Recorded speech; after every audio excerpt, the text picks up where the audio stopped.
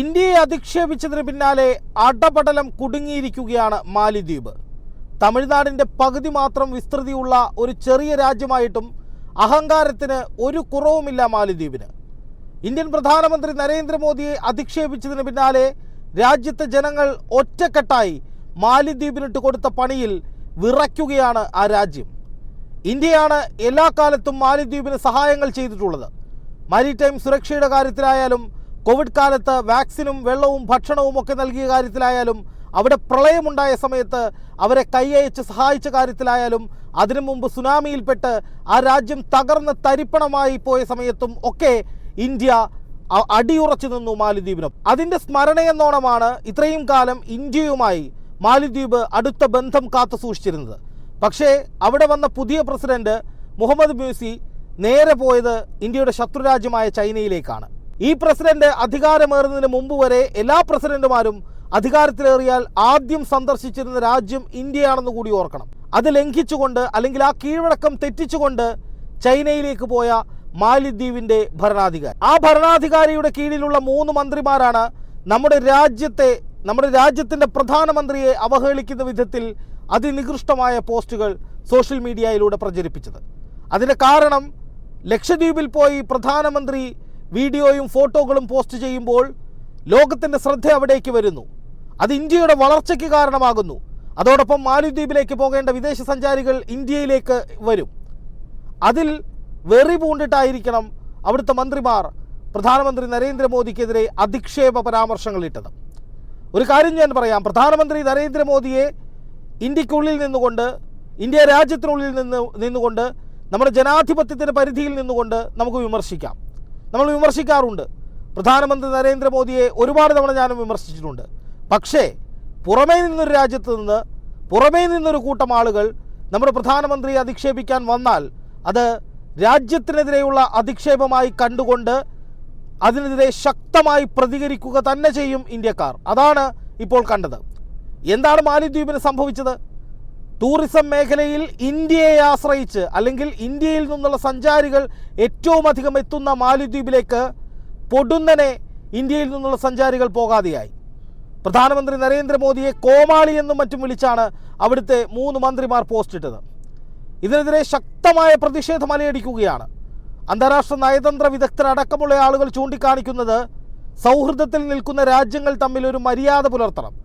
ഒരിക്കലും അവർ നിയന്ത്രണ രേഖ ലംഘിക്കാൻ പാടില്ല. ആ നിയന്ത്രണ രേഖയാണ്, അതായത് ആശയവിനിമയത്തിലെ നിയന്ത്രണ രേഖയാണ് അവിടെ ലംഘിക്കപ്പെട്ടത്. അതിന് പിന്നാലെ യുവജന മന്ത്രാലയത്തിലെ 3 ഡെപ്യൂട്ടി മന്ത്രിമാരെ മാലിദ്വീപ് സസ്പെൻഡ് ചെയ്തിരുന്നു. ഡെപ്യൂട്ടി മന്ത്രിമാരായ മൽഷാ ഷെരീഫ്, മറിയം ഷിയൂന, അബ്ദുള്ള മഹസ്മാജിദ് എന്നിവരെയാണ് സസ്പെൻഡ് ചെയ്തത്. പക്ഷേ ആ സസ്പെൻഷൻ കൊണ്ടും കാര്യങ്ങൾ തീരുന്നില്ല. വലിയ തോതിലുള്ള പ്രതിഷേധം മാലിദ്വീപിനെതിരെ ഉയരുന്നു. മാലിദ്വീപിനെതിരായി ചെയ്യാവുന്നതൊക്കെ സോഷ്യൽ മീഡിയയിൽ ഇന്ത്യൻ വംശജർ ചെയ്യുന്നു. നമ്മുടെ കേന്ദ്ര സർക്കാർ മാലിദ്വീപിൻ്റെ പ്രതിനിധിയെ വിളിച്ചു വരുത്തി ശാസിക്കുന്നു. അങ്ങനെ നിരവധിയായ സംഭവവികാസങ്ങൾ ഉണ്ടായിട്ടുണ്ട്. അതിനപ്പുറത്തേക്ക് ഇത് മാലിദ്വീപിനുണ്ടാക്കിയിട്ടുള്ള വലിയ നഷ്ടമെന്ന് പറയുന്നത്, അവർ വിളിച്ചു വരുത്തിയ നഷ്ടമെന്ന് പറയുന്നത്, ഇനി ലോക സഞ്ചാരികളെ ലക്ഷദ്വീപിലേക്ക് എത്തിക്കാൻ വേണ്ടിയുള്ള അശ്രാന്ത പരിശ്രമം ഉണ്ടാകും. ലക്ഷദ്വീപിൻ്റെ MP ആയിട്ടുള്ള മുഹമ്മദ് ഫൈസൽ തന്നെ, അദ്ദേഹവും പ്രധാനമന്ത്രി നരേന്ദ്രമോദിക്കെതിരെ, അവിടുത്തെ പുതിയ അഡ്മിനിസ്ട്രേറ്ററായ പ്രഫുൽ പട്ടേലിനെതിരെയൊക്കെ സമരരംഗത്തിറങ്ങിയിട്ടുള്ള ആളാണ്. പക്ഷേ അദ്ദേഹം പോലും ഇപ്പോൾ പറയുന്നത്, അതിൻ്റെ ഏറ്റവും ഒടുവിലത്തെ വീഡിയോ ANI പുറത്തുവിട്ടിട്ടുണ്ട്. ANI പരിശോധിച്ചാൽ അത് കാണാൻ കഴിയും നമുക്ക്. അതിൽ മുഹമ്മദ് ഫൈസൽ പോലും പറയുന്നത്, ലക്ഷദ്വീപിൻ്റെ ടൂറിസം വികസനം അനിവാര്യമാണ്, അതിനൊരുപാട് സാധ്യതകളുണ്ട്, അത് ഞങ്ങൾ തേടുകയാണ് എന്നാണ്. അപ്പോൾ അതിൻ്റെ അർത്ഥം എന്താ? അതിൻ്റെ അർത്ഥം അവിടുത്തെ MP പോലും, പ്രധാനമന്ത്രിക്കെതിരെ പോലും നിലപാടെടുത്തിട്ടുള്ള MP പോലും ഈ വിഷയത്തിൽ, ലക്ഷദ്വീപിൻ്റെ വികസനത്തിൻ്റെ കാര്യത്തിൽ ഈ രാജ്യത്തിൻ്റെ ഒറ്റ വികാരത്തിനൊപ്പമാണ്. അതോടൊപ്പം ലക്ഷദ്വീപിൻ്റെ വികസനത്തിനെ തടയുന്നവർക്കെതിരെ, അല്ലെങ്കിൽ ലക്ഷദ്വീപിൽ വികസനം നടപ്പാക്കാൻ വേണ്ടി വന്ന ആ വിഷയത്തിൽ പ്രധാനമന്ത്രി നരേന്ദ്രമോദിക്കൊപ്പമാണ് ജനങ്ങൾ. അതുതന്നെയാണ് നമ്മൾ ചെയ്യേണ്ടത്. നമ്മുടെ രാജ്യത്തിൻ്റെ വികസനം, നമ്മുടെ രാജ്യത്തിൻ്റെ ഒരു ഭാഗം ടൂറിസം മേഖലയിൽ വലിയ വികസനം നേടുന്നൊരു സാഹചര്യം ഉള്ളപ്പോൾ അതിനെ എതിർക്കാൻ വേണ്ടി പുറമേ നിന്നൊരു രാജ്യം, അതും നമ്മൾ ചെലവും കൊടുക്കുന്നു എന്ന് പറയാവുന്ന വിധത്തിൽ അവരുടെ സുരക്ഷയും അടിയന്തര പ്രശ്നങ്ങളിൽ അവർക്ക് സഹായവും ഒക്കെ കൊടുത്ത ചരിത്രമുള്ള ഇന്ത്യ മഹാരാജ്യം, നമ്മുടെ രാജ്യത്തോട്, അല്ലെങ്കിൽ നമ്മുടെ രാജ്യത്തിൻ്റെ പ്രധാനമന്ത്രിയോട് ആ വിധത്തിൽ എല്ലാ മര്യാദകളും ലംഘിച്ചുകൊണ്ട്, അന്താരാഷ്ട്ര മര്യാദകളെല്ലാം കാറ്റിൽ പറത്തിക്കൊണ്ട് ഈ വിധത്തിൽ ഇങ്ങനൊരു ഇടപാടുമായി വന്നാൽ അതിനെതിരെ നമ്മൾ ഒറ്റക്കെട്ടായി നിൽക്കണം. അതാണ് മുഹമ്മദ് ഫൈസൽ എം പിയും ചെയ്യുന്നത്, അല്ലെങ്കിൽ മൊത്തത്തിൽ ഈ രാജ്യം മുഴുവൻ ചെയ്യുന്നത്. അപ്പം മാലിദ്വീപിലേക്ക് വരേണ്ട സഞ്ചാരികൾ മുഴുവൻ ഈ വിവാദത്തിൻ്റെ പിറകെ ഇനി ലക്ഷദ്വീപിലേക്ക് വരും. അതിനുള്ള കാരണമെന്ന് പറയുന്നത് ഇന്ത്യക്കാരെല്ലാം സോഷ്യൽ മീഡിയയിൽ പണി തുടങ്ങിയിട്ടുണ്ട്. മാലിദ്വീപിൻ്റെ റേറ്റിംഗ് ഇടിക്കുന്നു, മാലിദ്വീപിലേക്കുള്ള ബുക്കിങ്ങുകൾ ഒക്കെ ക്യാൻസൽ ചെയ്ത് ലക്ഷദ്വീപിലേക്ക് വരാൻ പോകുന്നു. അതുപോലെ തന്നെ വിമാന സർവീസുകൾ റദ്ദാക്കുന്ന വിധത്തിലേക്ക് ടിക്കറ്റുകൾ ക്യാൻസൽ ചെയ്യുന്നു. അങ്ങനെ മാലിദ്വീപിനെതിരെ എന്തൊക്കെ നെഗറ്റീവ് കാര്യങ്ങൾ ചെയ്യാൻ കഴിയുമോ അതൊക്കെ ഇപ്പോൾ സോഷ്യൽ മീഡിയയിൽ നടന്നുകൊണ്ടിരിക്കുകയാണ്. പ്രത്യേകിച്ചും ഈ ടൂറിസം മേഖല എന്ന് പറയുന്നത് സോഷ്യൽ മീഡിയ ഉൾപ്പെടെ അതിൽ നിർണായക ഘടകമാണ്. അതുകൊണ്ട് തന്നെ ഈ കൊടുക്കുന്ന പണികളൊക്കെ മാലിദ്വീപിനെ ഏൽക്കുന്നുണ്ട്. അതുകൊണ്ടാണ് മാലിദ്വീപിൻ്റെ ഉയർന്ന പഴയ ഭരണാധികാരികളൊക്കെ ഇപ്പോൾ മാപ്പ് പറഞ്ഞുകൊണ്ട് രംഗത്ത് വന്നിരിക്കുന്നത്. അതുപോലെ തന്നെ അവിടുത്തെ ടൂറിസം ഓപ്പറേറ്റർമാരടക്കമുള്ള ആളുകൾ വലിയ പ്രതിസന്ധിയിലാണ്.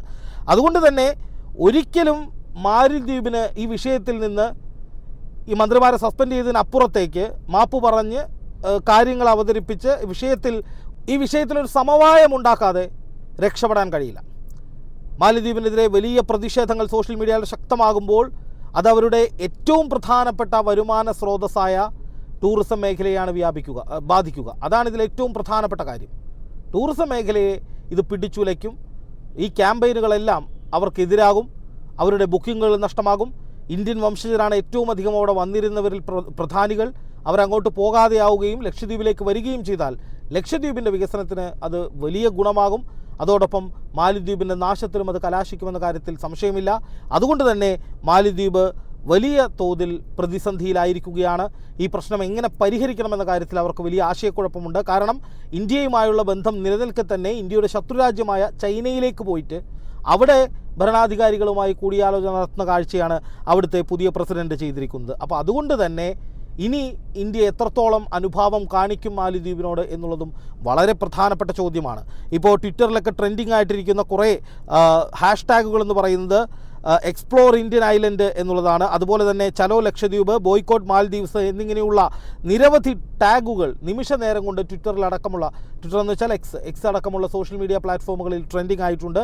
അപ്പോൾ ഇതൊക്കെ തെളിയിക്കുന്നത് വെറുതെ പ്രധാനമന്ത്രി നരേന്ദ്രമോദിയെ ചൊറിയാൻ വന്ന മാലിദ്വീപിൻ്റെ മന്ത്രിമാർ ആ നാടിൻ്റെ മൊത്തത്തിലുള്ള അടിത്തറ ഇളക്കിയിരിക്കുകയാണ് എന്നു തന്നെയാണ്. ഇത്തരം നടപടികൾ ഏതൊരു രാജ്യത്തിൻ്റെ ഭാഗത്തു നിന്നായാലും നമ്മുടെ രാജ്യത്തിൻ്റെ അഭിമാന സ്തംഭങ്ങളെയും പ്രധാനമന്ത്രിയെയും ഭരണഘടനാ പദവിയിലിരിക്കുന്നവരെയും ഒക്കെ അങ്ങോട്ടും ഇങ്ങോട്ടും പ്രശ്നങ്ങൾ ഉണ്ടാകുമ്പോൾ ഈ രാജ്യത്തുള്ള ജനങ്ങൾ നമുക്ക് വിമർശിക്കാം. ഈ രാജ്യത്ത് അങ്ങോട്ടും ഇങ്ങോട്ടും ഒക്കെ വിമർശനങ്ങൾ നടക്കാറുമുണ്ട്. പക്ഷേ പുറമേ നിന്നുള്ള ആളുകൾ അല്ലെങ്കിൽ മറ്റു രാജ്യത്തെ പ്രതിനിധികളൊക്കെ നമ്മുടെ രാജ്യത്തിരിക്കുന്ന അല്ലെങ്കിൽ നമ്മുടെ രാജ്യത്തിൻ്റെ ഭരണാധികാരികളെയൊക്കെ കോമാളിയെന്നും അല്ലെങ്കിൽ വിഡ്ഢി എന്നുമൊക്കെ വിളിച്ച് അധിക്ഷേപിച്ചാൽ അത് രാജ്യത്തിനെതിരായ അധിക്ഷേപമായി മാത്രമേ കാണാനേ തൽക്കാലം നിർവാഹമുള്ളൂ. എന്തായാലും ഇന്ത്യയെ തൊട്ട മാലിദ്വീപിന് പൊള്ളി തുടങ്ങിയെന്ന് മാത്രമല്ല അടപടലം പൊളിഞ്ഞും തുടങ്ങിയിരിക്കുന്നു എന്നുള്ളതാണ് യാഥാർത്ഥ്യം.